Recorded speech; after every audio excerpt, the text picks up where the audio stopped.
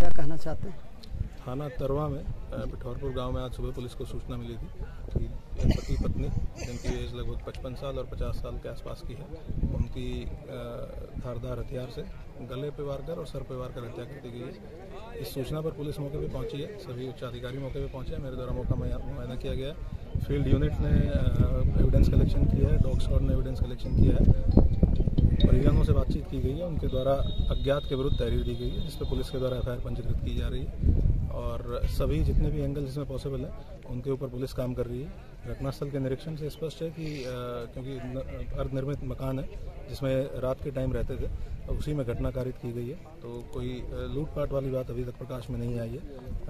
जो भी व्यक्तिगत और व्यावसायिक कारण हो सकते हैं, इस घटना के संभावित कारण हो सकते हैं, उन सभी के बारे में पुलिस छानबीन कर रही है, पूछताछ कर रही है और बहुत जल्द ही हम इस घटना का खुलासा करेंगे।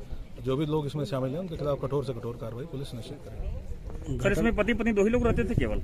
हाँ, ये क्योंकि इनका जो मेन घर है वो गांव के अंदर है जी। रात के टाइम यहाँ पे आके रात के टाइम सोते हैं दोनों लोग। ये चिड़ियाकोट में, ये मऊ में जो मृतक है वो जनपद मऊ में चकबंदी के लेखपाल के रूप में तैनात थे और अभी वहाँ कार्यरत थे। कौन सा क्षेत्र मिला था इनको? आपस में थे या क्षेत्र में थे? नहीं, क्षेत्र में थे। चिड़ियाकोट क्षेत्र में एक गांव है जिसकी जिम्मेदारी इनको दी गई जी। घटना का कारण और कुछ स्पष्ट हुआ अब तक?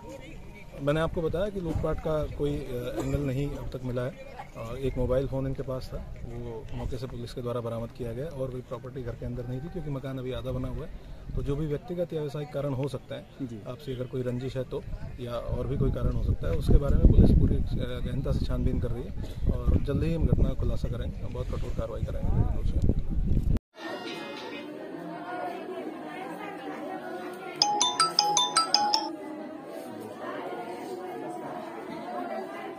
बस कर।